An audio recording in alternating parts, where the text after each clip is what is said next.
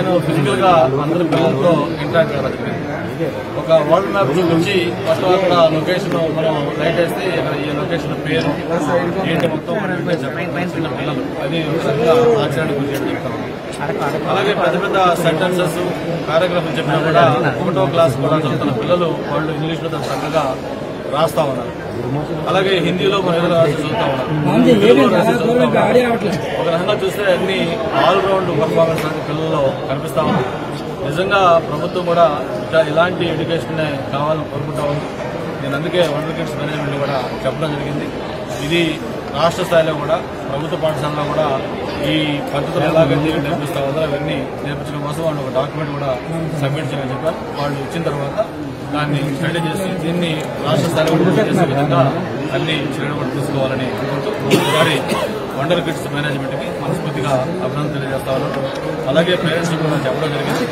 పిల్లల యొక్క ఆలోచనలు వాళ్ళ ఇంట్రెస్ట్ ఏంటి అవి మనం గుర్తించి వాటిని మనం ప్రోత్సహిస్తే వాళ్ళు వండర్ చేస్తారు.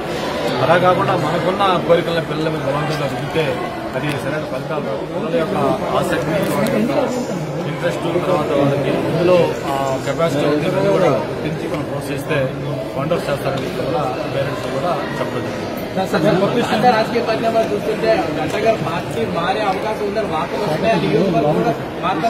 ఎంతవరకు చూస్తాం? ఇది నాకు రోజు చెప్పి నాకు కాదు సోషల్ మీడియా పనట్లేదు. నేను ఎంత స్పష్టంగా చెప్పాను.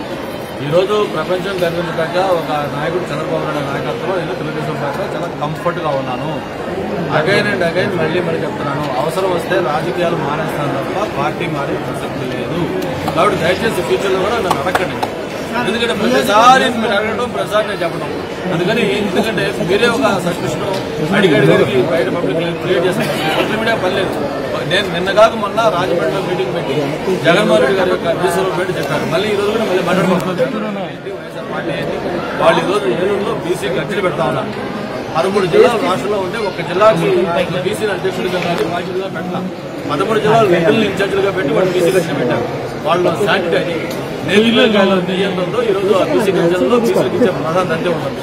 కాబట్టి మళ్ళీ మీకు ఒకటే తెలియజేస్తాను, రాజకీయాల్లో కన్ను కావాలనుకున్న కూడా నేను ఖచ్చితంగా చిన్న మారాలనుకుంటే నేను ఏదైనా ఒకటి చేయాలనుకుంటే నేను డెఫినెట్ గా మీ అందరూ తెలిసి చెప్తాను కదా.